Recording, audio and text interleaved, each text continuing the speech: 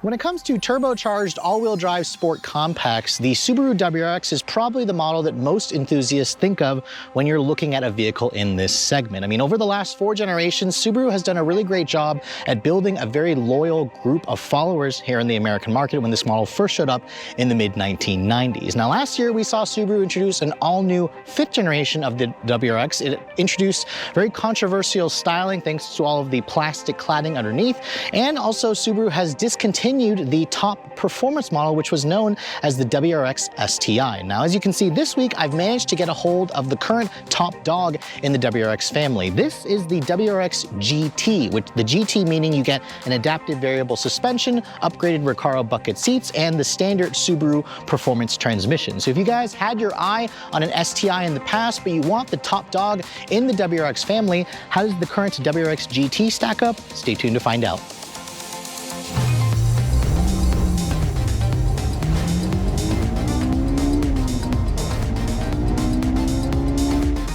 Now, before we start talking about the exterior styling of the 2023 WRX GT, let me first remind you guys what's powering this vehicle. Now, all WRXs come standard with a 2.4-liter turbo engine, which means you get pretty good amount of power. However, it's not quite as much as what you're going to find from like a Golf R or a Civic Type R.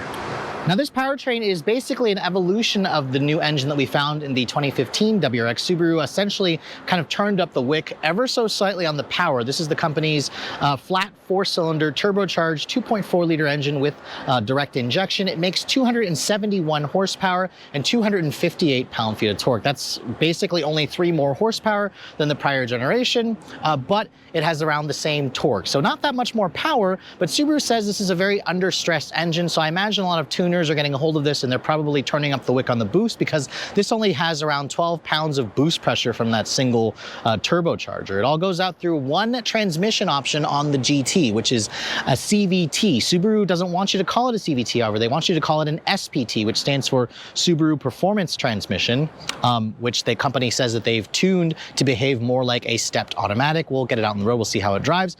Fuel economy is rated at 19 in the city, 25 on the highway. That's on premium gas. The company doesn't claim a 0 to 60 time. We'll see if we can actually find a road. We're out here in LA to see if, what this car is like to drive. It should have a top speed of around 135 miles an hour.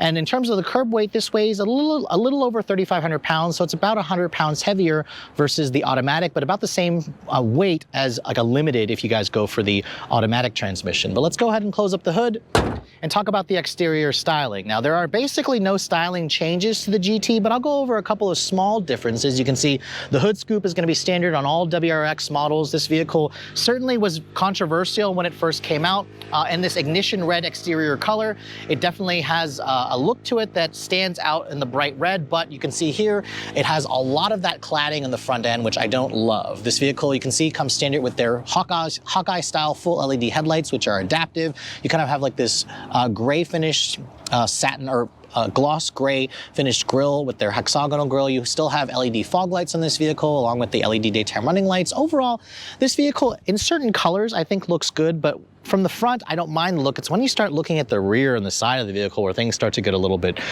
for me. Now, look, moving on the side profile, Subaru made this vehicle about an inch longer in the overall length and an inch longer in the wheelbase compared to the previous generation, and around 183.8 inches long. It is on the longer end for a compact car. You can see this is the whole controversy here with all of the cladding that you find along the side of the vehicle around the rocker panels. This right here you can see is a functional vent that allows air to kind of pass through to kind of help with the aerodynamics. You can see the GT gets a unique gray, gunmetal gray finish 19-inch or 18-inch wheel. It's wrapped in a 245 by 40 R18-inch wheel. You can see it has a 13-inch, I believe, brake rotor, although I would have liked to seen Subaru put upgraded brakes with like a painted caliper on this model. It's kind of sad that it doesn't have that feature. But again, this is the only WRX model to get the gunmetal gray or the graphite gray finish on the wheels, which is nice. You have body colored side mirrors, although these are not electrically folding. You have integrated turn signals. So the WRX just comes standard with a standard sunroof, no pano roof. You can see there's some nice black trim along the window trims. Instead of like the chrome. And then moving around the rear, this is where things still don't look great to me. I don't like the fact that the rear bumper of this vehicle looks like it's been completely left unpainted. Again, that's something that you can pretty much change with the aftermarket. But you can see you have this kind of interesting design for the taillights, which kind of looks like molten lava that has hardened into actual rock material. The turn signal is just an incandescent design. And then down here you can see the whole bumper assembly is just very controversial. Now I do like the quad exhaust system on this vehicle. It certainly looks good with the polished tips, but the sound of this vehicle is pretty much identical to the other WRX models. You can see there's a black piece there that kind of connects the two taillight modules together, along with a subtle rear deck lid spoiler. So if you guys want a big wing, Subaru doesn't offer that anymore from the factory. Now, opening up the trunk area, you can see we've got a bunch of our suitcases in here because Rob and I, we actually flew in from DC, the DC area this morning, and we're only here for the day. But you can see here, cargo space measures around 12.5 cubic feet. So not a lot of cargo space, but the seats do fold down in a 60/40 manner. These hinges, they are kind of blocked off by that little cutout there, but it does intrude on the space. But overall, again, if Subaru made this car a hatchback, it would be so much more practical. So I'm hoping the company will eventually give us a WRX hatch, especially considering they discontinued the STI version of this car. So now let's go ahead and take a look at the interior of this 2023 WRX GT. Before we start getting inside, however, let me show you guys the key fob. You can see this is the current Subaru Intelligent Access key. It's standard on this trim. You got the usual lock, unlock, remote trunk, panic functions. And then I believe if you have access to the Subaru Starlink app, you should be able to remotely access this vehicle through your smartphone. Now you can see traditional door handles. If I touch that, the doors will automatically lock. Mirrors don't electrically fold, like I said. Touch the back, it's a traditional door handle again. It'll unlock the door, and then you pull out to actually open up the doors. Now, my test vehicle has the ignition red exterior. This is the only interior color you can get on the GT. It's basically like a black gray two-tone with the red accents. You can see this is the only version to come with the Recaro bucket seats, which are really good looking. They hold you in place really nicely. They're also still comfortable for somebody of my frame. These seats are heated, but they aren't ventilated. You can see no perforations. It would have been nice to see Subaru throw in ventilated seats considering the price point of this vehicle, but you do have an 8-way power adjustable driver seat, no adjustable lumbar, however, and no memory seats. So again, it reminds you that this car is not a legacy. It's not a luxury-oriented vehicle. It's still a Subaru WRX. Now you can see the door panel materials are soft touch injection molded plastic. You have this imitation carbon fiber trim, chrome handle, door handle trim. You have padded area where you'd rest your elbows. Nice little storage pocket for your phone. And then the windows are one touch for all four. The window controls, however, they don't feel they don't have the same satisfying clicky feel like in some Volkswagen competitors. You can see the Harman Kardon stereo also sounds pretty good for those of you who are an audiophile, in case you get tired of listening to that Boxer Flat 4. But overall, you can see the interior certainly makes a great first impression. Now, as I get in, you can feel this is a sedan, even though it has cladding like an SUV. You have a low step-in height. As I get in and shut the door has a nice solid sounding thunk. Remember, this is built on the Subaru Global product architecture like the other models. And then you can see I like the flat bottom steering wheel design with the paddle shifters to start the vehicle up. There's a button here to fire up the engine, put your foot on the brake. The gauges do a nice little sweep, although again, Subaru still is not doing a fully digital display. They're one of the last brands to hold out, and they're not doing a fully digital display. They're not also doing a heads-up display either. And then on the rest of the upper dash, you can see this is hard touch plastic, but if you start poking around here, this is a soft touch area, more suede Alcantara with the leather on this portion of the dash, which is nice, along with this area here on the dash vents, which is a nice unexpected touch. And then you can see here the steering wheel is a manual tilt and telescoping. It offers a good amount of adjustability to kind of get comfortable in this vehicle. The horn, it sounds okay. It's a little bit more on the punier side, but it's not as bad as like a GR Corolla, but I think Subaru could have done with a meaner sounding horn. And then you can see here all GT versions come standard with the 11.6-inch Subaru Starlink head unit here with Apple CarPlay and Android Auto. You can see my phone is connected. However, it is not wireless like you find in the new Crosstrek and the new Impreza, the refreshed Outback. This is still a wired connection Apple CarPlay, which is connected via the USB-A port. You can see the phone looks nice once it's connected, but I will say that Subaru's screen isn't as bright as I'd like it to be. It gets washed out in bright sunlight, and if you have polarized glasses on, it also washes out the screen, which isn't great. You can see there's a upper screen here where you can kind of adjust to show different different areas of information. I particularly like it on audio. Go back to here, there's the home page for Apple CarPlay, which I like how it takes up the whole screen. That wasn't the case when this system first came out. If you go back to the Subaru display there, you can see there's your Starlink display. It comes with embedded GPS, which is technically TomTom. I personally would skip it. Again, you can see it's a little bit slow to load up there. It's just rudimentary. Most people are going to be using the CarPlay anyways, but the responsiveness of the screen also could be better. So Subaru's infotainment system is falling behind on the times. It's good in terms of size, but the software behind it needs an upgrade. At least they could have added wireless CarPlay and Android Auto. They added that, of course, to the new Crosstrek and the new Impreza. You have dual zone climate control. You can see your heated seats are over here in the screen. No cooled seats, like I said earlier. No heated steering wheel either. That's something you can find in the Legacy with this same turbo engine, albeit with a slightly different tune. So overall, this system here is kind of a disappointment, but at least it's a good size. As I put the vehicle into reverse, you can see there's your backup camera. It doesn't even take up the entire screen. It doesn't offer a full 360 camera. You have trajectory and you have distance markers and parking sensors. You have rear cross traffic automatic braking, which is nice.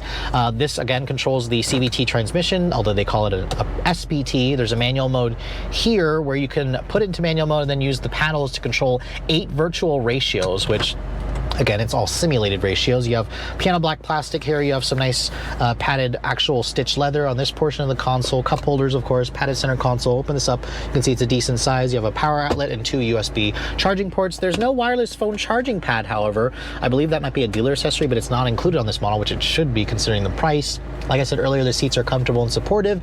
I just wish they were ventilated, but they certainly look good. And this is, again, the only trim where you can actually get the Recaros. You can see the glove compartment. It's a bin style. It's stamped. It's not lined with felt. You have more of like silver painted or dark gray painted plastic on the dashboard over there. The sunroof, you can see, is a standard sunroof with a manual closing sunshade. It also tilts and opens. You have incandescent lighting here instead of LED map lighting, which would have been nice. But overall, you can see the interior is not that much different. Really, where you're going to notice a difference is when you start pushing the drive mode selector here. Push that mode. You can see this is where you have 5 different drive modes, from a comfort, from a normal to a sport plus, and then an individual where you can adjust and custom tailor the suspension. This is something that I wish Subaru would offer on the other trims, but this is the only trim to get it, and it only comes with an automatic transmission. So I'll talk about this when we go into the driving scene later on, but again, that's kind of the big ticket change with the infotainment system when you guys go for this trim, where you have these additional buttons here. But overall, it's definitely nice. It feels spacious. It's easy to see out of. Subarus have really good visibility, and the materials are class competitive, but certainly not luxurious. Let me go ahead and hop into the backseat area, because this is where the WRX also has a decently sized backseat. You can see you have 36.5 inches of legroom back here, which is fine. It's class competitive. Materials back here are hard touch plastic, but it is padded where you'd rest your elbow. You have automatic one-touch rear windows as well. As I get in, you can see, for somebody my height, this is where I'd have the seat to drive. It offers a good amount of space. Really good amount of foot space underneath here. There is a hump, obviously, for the all-wheel drive shaft. You can see no rear seat air vents. On this trim, it would have been nice to see, considering the price tag. You have 2 more USB-C charging ports. You have no heated seats, although that looks like a button for it. You do have 2 storage cubbies, which is nice. The seats do fold down, and you have an armrest here that gives you 2 cup holders. So overall, if you need to use this as a family vehicle, it's certainly doable. Although I just wish for this trim specifically, Subaru would have thrown in some more features back here, especially rear seat air vents. That wouldn't have cost them that much. And I think it would have just elevated the rear seat experience, because people, again, do use this as an actual family car. So here we are finally behind the wheel of the flagship for the WRX family, the WRX GT. I actually didn't get a chance to drive this vehicle at the media drive about a year ago. Now, in terms of how does the regular WRX drive, or the WRX drive with the manual, it's a really great driving vehicle, especially if you guys require something a lot more visceral and mechanical. I mean, it's one of the few all-wheel drive manual vehicles that you can get at this certain price point, and it certainly gets the job done if you guys want a really fun vehicle that doesn't necessarily break the bank. Now, this transmission is controversial because, as you guys know, enthusiasts hate CVTs, but let's go ahead and see what we can get 0 to 60 wise in this car, because I'm curious. It doesn't have any form of launch control, sadly, but if we put it in Sport Plus and brake torque it, let's see what we can get.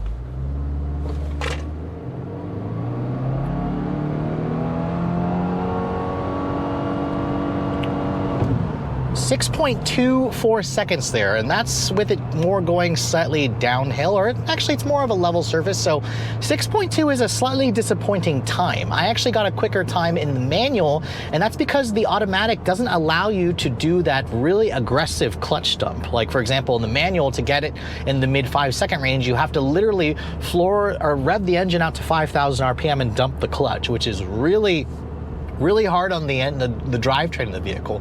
The CVT sadly doesn't let you do that. You basically can brake torque it, but it only revs up to 2,000 as you saw, and 6.2, so basically 6-ish seconds is going to be a 0 to 60 time that most of you may end up experiencing. Now, that number is disappointing. However, it should keep pace with some of the manual offerings in the sport compact segment. Again, if Subaru would have done a proper launch control system with the CVT and let it rev up to like $5,000, and then really just allowed you to use the all-wheel drive grip, it would definitely give you that extra performance and speed that you're looking at. So the CVT, or the SPT, obviously is going to be disappointing in that regard. So just keep that in mind. If you guys want even quicker 0 to 60 times, you may want to consider doing the manual, but you also have to be really good at shifting overall. But let's talk about the driving dynamics of this vehicle, because I have it in Sport Plus right now, and this is with everything in its most aggressive setting. So you notice the suspension's nice and stiff, the steering is really quick and sharp, the throttle sensitivity is also heightened. You get a sense that the vehicle just wants to take off every time you put your foot down. It just feels really potent, actually. I like the sound of this vehicle as well. I think it makes a really good noise, especially for those of you who are, like the sound of a boxer engine. Let me go ahead and test out the turning radius here, which it's got 18-inch wheels. It's not horrible. I expected it to be actually bad, but it's better than some other vehicles in the segment. If I go around this corner here, you can see the handling is definitely sharp. It feels properly stiff. And I think for those of you who like how this vehicle drives, you're gonna find that the adaptive suspension kind of takes it up to the next level. Now, as I drive over the crappy road surfaces here in the LA area, I notice the ride is very stiff. However, a quick fix is just push this button here. I have an individual setting that I set to basically put the suspension in comfort while everything else is in maximum attack mode. In this mode, I definitely notice a difference in the ride quality. The ride gets a lot softer, which is really appreciated. I find that it's just really comfortable, not super smooth, but again, more livable on a daily basis, which I think what most people are going to be looking for when they're, considering a vehicle like this. It's kind of just a nice balance that you're looking for. Now, the transmission in this mode also is really impressive in the fact that it is really sharp and really responsive. I wasn't expecting Subaru to kind of do that with the tuning of this CVT, but again, CVTs in general have such a bad rep for being a transmission that people don't really enjoy, that people hate in terms of driving a manual or driving an automatic transmission on a day-to-day basis. But this transmission, I have to say, I'm really impressed with how it feels. It's actually a really good transmission in day-to-day driving. When you're just kind of tootling around town, it actually does a really good job of just kind of driving or putting the engine in the meat of its power band, but also being smooth. Even in comfort mode now, this is with everything kind of in its more lazier setting. It does a really good job of just kind of puttering along, getting better gas mileage. The ride quality is also agreeable. The engine is quieter in this mode. It doesn't have any sort of active exhaust, but you still hear that boxer growl of this engine, which is going to be nice for those of you who are a fan of this style of motor.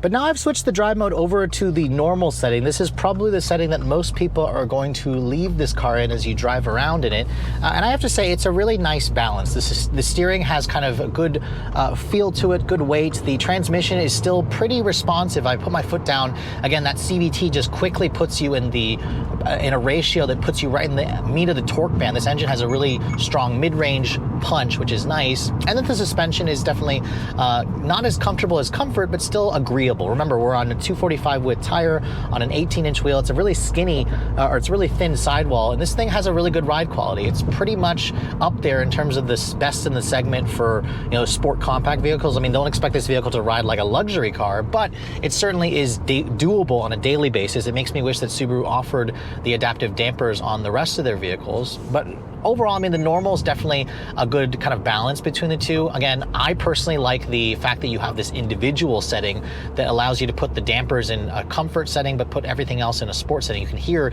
the transmission actually does a good job of mimicking or rev matching downshifts. As I slow down, it actually will adjust the ratio and create a stepped automatic, which is great. Again, this has 8 virtual ratios, which the paddles worked fine. I didn't use them too much because they don't really work in the same way that a dual clutch will, but I think that it's a relatively nice that Subaru does offer that feature. Now, in terms of the fuel efficiency, sadly, I wasn't able to do a fuel economy test because I had so little time with this vehicle. The trip computer says right now we're averaging 14.4, which is not accurate.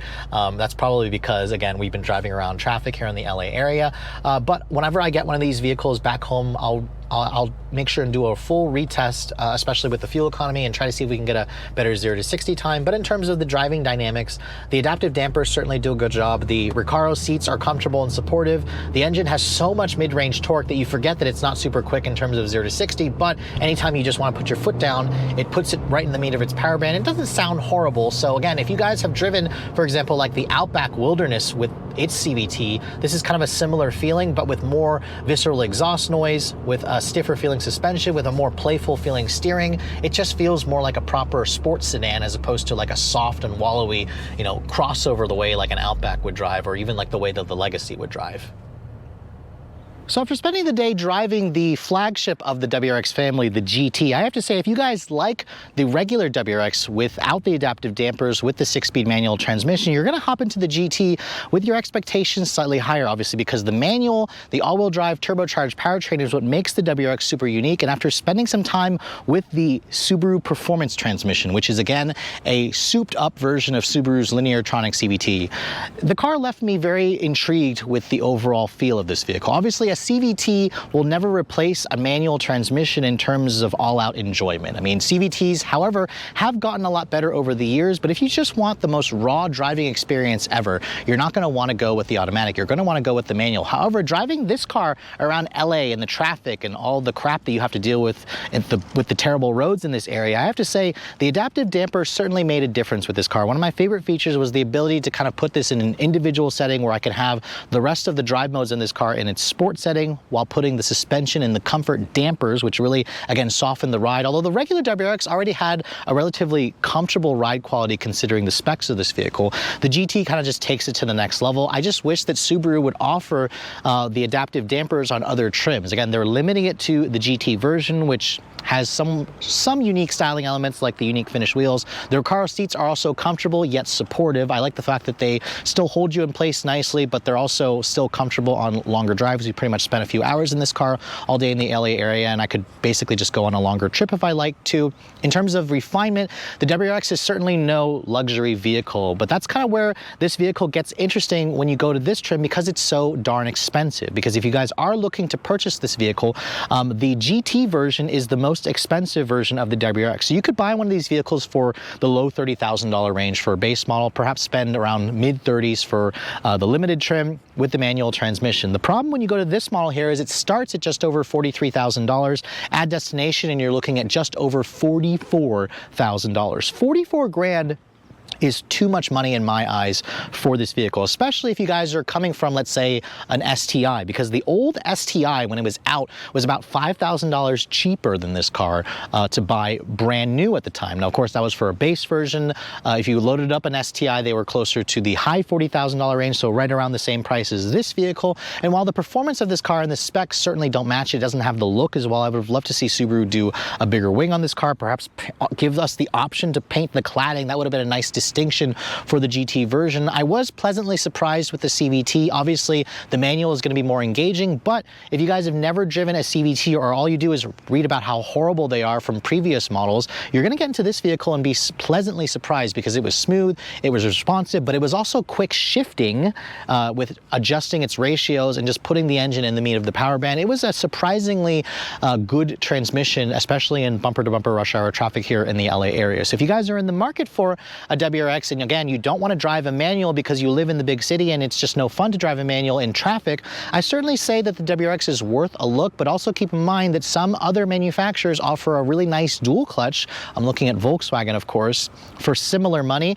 and it kind of makes me wonder, why didn't Subaru develop their own dual clutch? But as far as CVTs goes, this may very well have one of the best CVTs on the market. I just think it's priced a little bit too much, because again, for around $44,000, there are a lot of choices out there, and you could also look at a Subaru Legacy Turbo, which is around $8,000 less expensive than this vehicle, or around $5,000 less expensive if you're looking at the fully loaded version of the Legacy, which has similar power, a similar transmission, not quite the same sportiness, but more space on the inside and more luxury and tech features as well. But with all that said, hope you guys have enjoyed my full overview on the brand new 2023 Subaru WRX GT. If you're also looking to see the latest cars I'm testing, be sure to follow me on Instagram at redline_reviews, like us on Facebook, and as always, guys, please keep subscribing to the Redline Reviews YouTube channel for all the latest reviews. Thank you so much for watching. I'll catch you all in the next video.